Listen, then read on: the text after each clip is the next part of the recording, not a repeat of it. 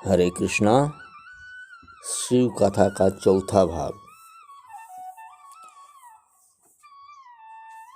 सती वापस लौटने लगी। मार्ग में उनको श्री राम लक्ष्मण जानकी जी के दर्शन हुए। करोड़ों सूरज के समान प्रकाश था। श्री राम जी के दाहिने ओर लक्ष्मण जी तथा बाएं ओर श्री सीता जी थी। श्री सीताराम जी का नित्य संयोग है, नित्य मिलन होता है। सीता जी को रावण ले ही नहीं गया था। ऐसा दर्शन करके सती जी ने अपना मार्ग बदला। बदले हुए मार्ग पर भी यहीं दर्शन हुए। ब्रह्मादिक देवता राम जी की स्तुति कर रहे हैं। सती जी ने फिर तीसरा मार्ग बदला। पुनः उनको प्रत्यक्ष दर्शन हुए। सती जी घबराने लगी। उन्होंने नेत्र मूंद लिए। तदंतर राम जी ने लीला का संवरण कर दिया। सती जी शिव जी के पास आई। शिव जी ने पूछा, हमारे राम जी की परीक्षा कर ली? सती जी ने कहा, मैं प्रभु के समीप जाकर दर्शन कर आई। आपने तो दूसरे से दर्शन किया है, मैं तो पास से उनका दर्शन करके आई हूँ। परंतु शंकर भगवान ने क्या कुछ छिपा रह सकता है? वे तो ईश्वर सर्वभूता नाम है। शिव जी ने मन से सती जी का त्याग किया। सोचा कि अब ये मेरी माँ है। इन्होंने सीता जी का स्वयं रूप को धारण कर लिया है। यही तन सती न भेंट मोहि नाहि, शिव संकल्प किन्ह मन माहि। शिव जी ने सती जी का त्याग कर दिया। भगवान शंकर नंदीश्वर पर विराजे हैं। नंदी के स्वर धर्म के स्वरूप हैं। मन से ज्यों ही सती का त्याग किया कि आकाश से पुष्प वृष्टि हुई। देवतागण शंकर भगवान की जय जयकार करने लगे। सती जी को आश्चर्य हुआ। ये शिव जी से कुछ भी न पूछ सकी और लज्जित हो गई। वहाँ से दोनों कैलाश धाम पधारे। सती जी कुछ भी पूछे इससे पूर्व ही राम जी का ध्यान करते हुए शिव जी की समाधि लग गई। पाप करने वालों को शांति नहीं मिलती, भले ही वह देव दानव अथवा मनुष्य ही क्यों न हो। सती जी घबराई हुई हैं। इस काल में दक्ष प्रजापति ने यज्ञ का अनुष्ठान किया था। दक्ष प्रजापति शिव जी के स्वरूप को जानते नहीं थे।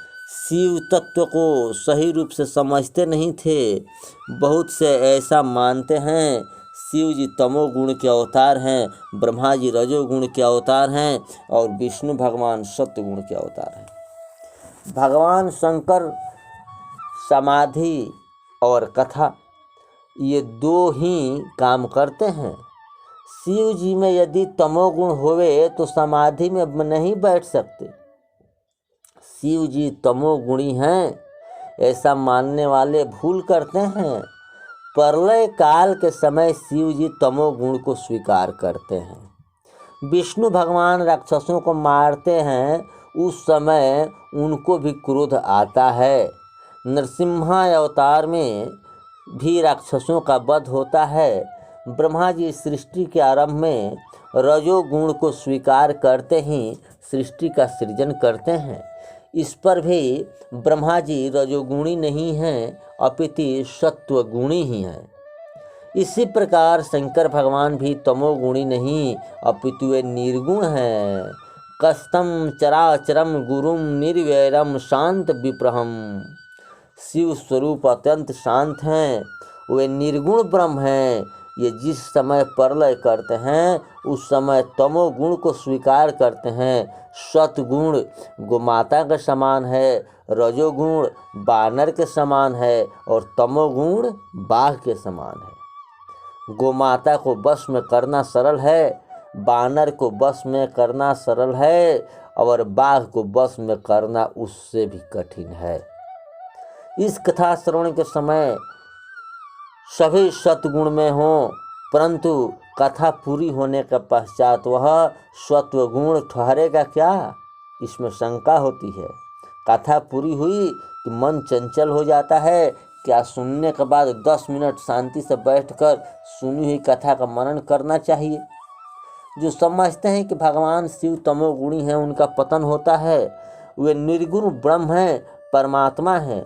शिव जी की कृपा के बिना शक्ति, ज्ञान, संतति अथवा संपत्ति कुछ भी नहीं मिलते। शिव जी आशुतोष अर्थात शीघ्र प्रसन्न होने वाले हैं। दक्ष प्रजापति शिव तत्व को जानते नहीं। शिव जी के प्रति जो जीव में आवे वैसा बोलते हैं, शिव जी की निंदा करते हैं, वे तो शमशान में रहते हैं, भूतनाथ हैं। अरे समस्त संसार ही शमशान है। जगत में ऐसी कोई जगह नहीं जहाँ किसी भी जीव की हिंसा ना हुई हो। यहाँ पर भी शमशान है, अपना घर भी मच्छर मकड़ियों का शमशान है। शिव जी भूतनाथ हैं, सबके मालिक हैं। भूत का अर्थ पंचतत्व भी होता है। शिव जी पंचतत्व के मालिक हैं। शिव जी के कंठ में विष और मस्तक में अमृत है। मस्तक पर चंद्रमा धारण किया हुआ है, चंद्रमा अमृत है। इस जगत में न सब खराब है न सब अच्छा है, शुभ और अशुभ, सार और असार, इसका मिश्रण ही जगत है। जगत के मालिक शंकर भगवान हैं, वे विश्वनाथ हैं। शिव पुराण में प्रसंग आता है, विवाह के समय संकल्प में 3 पीढ़ियों का लाभ लेना पड़ता है। शिव पार्वती के विवाह के समय पुरोहित ने शिव जी से पूछा, महाराज आपके पिता का क्या नाम है। ब्रह्मा जी ललाट में से तामस अंश प्रकट हुआ। शिव जी तो निर्गुण ब्रह्म हैं। फिर भी नारद जी ने शिव जी के कान में कहा, ब्रह्मा हमारे पिता हैं, ऐसा कह दो। शिव जी ने उसी प्रकार कह दिया। पुरोहित ने पूछा, तुम्हारे दादा का क्या नाम है। पुनः नारद जी ने शिव जी के कान में कहा, विष्णु भगवान मेरे दादा हैं, ऐसा कहो। शिव जी ने उसी प्रकार कह दिया। पुरोहित ने तीसरी पीढ़ी के नाम पूछा, तुम्हारा परदादा कौन है। नारद जी कुछ भी कहे इससे पहले ही शिव जी बोल पड़े, अपना परदादा मैं ही हूँ। जगतः पितरौ वंदे पार्वती परमेश्वरौ। परंतु दक्ष प्रजापति शिव तत्व को जानते नहीं। उन्होंने निश्चय किया कि शिव जी को मैं यज्ञ का भाग नहीं दूंगा। बहुत से मनुष्य देव विशेष को मानते नहीं। किसी देव विशेष को न मानने से अनन्य भक्ति होती नहीं। अन्य देवों को अंश रूप मानो, अपने इष्ट को पूर्ण रूप मानो, परंतु मान्यता समस्त देवों को दो। दक्ष प्रजापति तो ऐसा निश्चय किया कि मैं नारायण की पूजा करूं, शिव जी की पूजा न करूं। उन्होंने देवता, गंधर्व, किन्नर सभी को निमंत्रण भेजा। किन्नर नाग सिद्ध गंधर्वा, बहुनः समेत चले सुर सरवा। विष्णु बिरंचि महेशु बिहाई, चले सकल सुर जान बनाई। सती बिलोक बियोम विमाना, जात चले सुंदर विधि नाना। देवता गंधर्व विमानों में बैठकर कैलाश के ऊपर से जा रहे हैं। सती जी बाहर आई हैं। देव कन्याओं ने सुंदर श्रृंगार किया है। सती जी ने हाथ ऊंचा करके उनको बुलाया और पूछा, कहाँ जा रही हो। कह रही हैं कि आपको खबर नहीं है, आपके पिता बहुत बड़ा यज्ञ कर रहे हैं, क्या आपको निमंत्रण नहीं मिला है क्या। सती जी को आश्चर्य हुआ, मन में विचारने लगी, मुझे सूचना भी नहीं दी। देव कन्याएं पूछने लगी, आपको निमंत्रण नहीं आया है क्या। सती जी ने कहा, निमंत्रण देने तो कोई आया ही होगा, परंतु कैलाश की चोटी पर पहुंच न सका होगा। देव कन्याओं ने विदा लिया। शिव जी ध्यान में बैठे थे तो सती जी उनसे पूछे। शिव जी समाधि से उठे, राम राम राम कहने लगे। सती जी पास आई। शिव जी ने उन्हें दूर बैठाया। सती जी ने कहा, मेरे पिताजी बहुत बड़ा यज्ञ कर रहे हैं। शिव जी बोले, यह तो संसार है, किसी के यहाँ यज्ञ होता है तो किसी के यहाँ विवाह होता है, तथा किसी के यहाँ मृत्यु का रोना पीटना भी होता है। ऐसा चला ही करता है, संसार असार है। सती जी को यह अच्छा नहीं लगा। शिव जी ने कहा, संसार का संबंध माया से भरा हुआ है। वासना से ही माँ और बाप बनते हैं और वासना से ही जीव पुत्र बनता है। पिता पुत्र के संबंध में वासना का अतिरिक्त और कुछ नहीं है। बाप की वासना घर में बाकी रह गई तो बाप ही बालक बनकर घर में आ जाता है। यह संसार मायामय है, मेरे राम ही माया रहित ब्रह्म हैं, उन्हीं का स्मरण करो। आज सती जी को ये ज्ञान भक्ति की बातें अच्छी नहीं लग रही। सती जी ने कहा, पुत्री का कितना मन पिता के घर जाने का होता है, वहाँ जाने से उसको कैसा सुख मिलता है, आपके जैसे ज्ञानी इसे कैसे समझ सकते हैं। सती जी ने जाने का आग्रह करने लगी। शिव जी सती जी को समझाने लगे, देवी तुम वहाँ मत जाओ, यज्ञ का तो केवल निमित्त है, मेरा अपमान करने के लिए ही यह यज्ञ किया गया है। तुम्हारे पिता ने पहले ही मुझे गाली दी थी। सती जी बोली, मेरे पिता गाली नहीं दे सकते, आपने ही कुछ किया होगा। लो, शिव जी तुम्हारे पिता सभा में आए, उस समय में सभी खड़े हुए, मैं खड़ा नहीं हुआ, इसी कारण से गाली दी थी। सती जी बोली, तो आप क्यों नहीं खड़े हुए, प्रणाम क्यों नहीं किया। शिव जी संत जन शरीर को मान नहीं देते। यह शरीर जिसके कारण से सुंदर लगता है, उस परमात्मा नारायण को मैं मन से प्रणाम किया था, मैंने उनका अपमान नहीं किया। सती बोली, महाराज यह तो ज्ञानी पुरुषों की परिभाषा है। पिताजी के अंतर में विराजे हुए अंतर्यामी को आपने तो मन से प्रणाम किया, किंतु मेरे पिताजी को उसकी खबर नहीं हुई और उन्होंने कदाचित कुछ क्रोध भी किया हो तो आप उसको भूल जाइए। शिव जी बोले, मैं तो भूल चुका हूँ, परंतु तुम्हारे पिताजी नहीं भूले हैं। सती तुम वहाँ मत जाओ, मैंने तो अपमान सह लिया, परंतु तुम सहन न कर सकोगी। यद्यपि मित्र प्रभो पितु गुरु गेहा, जाए अबिनु बोले न संदेहा।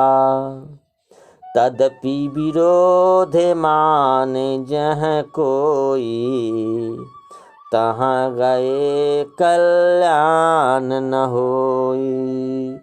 भांति अनेक शंभु समझावा, भावे बस न ज्ञान उर्यावा। भावे बस न ज्ञान उर्यावा। सती जी के मन में पीहर प्रेम और पति प्रेम के बीच खींचतान चलने लगी। सती जी ने अंत में निश्चय किया कि पिता और पति के मध्य मुझे विवेक से समाधान करना है। करना या न करना ऐसी शंका हो जावे तो उस काम को नहीं करना चाहिए। घर में झगड़ा हो तो उस दिन घर से बाहर नहीं निकलना चाहिए, नहीं तो घर के वास्तुदेव श्राप देते हैं। घर के लड़कों को 2-3 बार कहो फिर भी न माने तो छोड़ दो। कितने ही ठोकर खाते हैं तभी मानते हैं, बिना ठोकर खाए नहीं मानते। समझाने बस के है नहीं, समझवे नहीं करेंगे। सती जी मानी नहीं, चल पड़ी। शिव जी ने नंदिकेश्वर का इशारा किया। नंदिकेश्वर दौड़ते हुए माता जी के पास गए, कहा, माँ मेरे ऊपर विराजो, पैदल चलकर जाना उचित नहीं है। सती जी नंदी के स्वर पर विराजी, श्रृंगी भृंगी गण साथ में चले। शिव जी जानते थे कि सती जी अब वापस नहीं आवेगी। सती जी का मन में भी खटका हो रहा है। सती जी ने यज्ञ मंडप में प्रवेश किया। सभी देवताओं ने उठकर शिव शक्ति का सम्मान किया, प्रणाम किया। सती जी ने किसी पर दृष्टि डाली नहीं, दक्ष को प्रणाम किया। दक्ष ने मुख मोड़ लिया। सती जी को शंका हो गई। उन्होंने चारों तरफ देखा, यज्ञ मंडप में सभी देवताओं की पूजा हुई थी, परंतु भगवान शंकर के लिए एक सुपारी तक नहीं रखी गई थी। एक सुपारी तक नहीं रखी गई थी। सती जी को पति देव का अपमान असह्य लगने लगा। जो यज्ञ शिव स्वरूप नहीं है वह 100 के समान है। सती जी की आंखें लाल हो गई, केश फैल गई। सती जी ने बड़ी दिव्य बात कही, तुम शिव के साथ बैर करते हो। ज्ञानी पुरुष शिव जी की आराधना करके महान होते हैं। काम सुख में फंसे हुए शिव तत्व को तुम क्या समझ सकते हो। शिव कृपा से ज्ञान मिलता है, भक्ति मिलती है, मुक्ति मिलती है। पिताजी, आप जो शिव जी का निंदा करते हो यह ठीक ही है, अन्यथा आपका विनाश किस प्रकार संभव है। अंतकाल में सती ने क्रोध त्याग दिया, पद्मासन लगाया, प्रणाम को समान में मिलाया, कंठ से ऊपर खींचा, मन के साथ मन को प्राण में लीन किया, प्राणपति शिव जी का ध्यान किया। सती जी महान योगिनी है, अंतिम संकल्प लिया, जन्म जन्म शिव पद अनुरागा। जन्म जन्म तक शिव जी मेरे पति हों। मैं पतिव्रता हूँ, परंतु पति की आज्ञा को मैंने भंग किया है। अब इस शरीर को मुझे त्याग देना है। सती जी ने अग्नि तत्व की भावना की, अंदर ही अग्नि प्रकट हुई। माता जी का शरीर जलने लगा। नारद जी को आश्चर्य हुआ। नारद जी कैलाश पर गए। शंकर भगवान तो सनकादिक ऋषियों को उपदेश कर रहे थे, ज्ञान मुद्रा में समझा रहे थे। अंगूठा ब्रह्म है, मैं अंगूठे के पास जो अंगुली है वह जीव है, बाकी की 3 अंगुलियां सतरज तम है, ये 3 गुण हैं। नारद जी वहाँ आकर रोने लगे। शिव जी ने रोने का कारण पूछा। दक्ष प्रजापति ने यज्ञ में जो कुछ हो गया था, नारद जी ने उसकी कथा कही। सुनकर शिव जी ने स्मित हास्य किया। शिव जी को सुख अथवा दुख नहीं होता है, वे आनंदमय हैं। इस यागा कथा के लिए इसका अगला भाग देखें।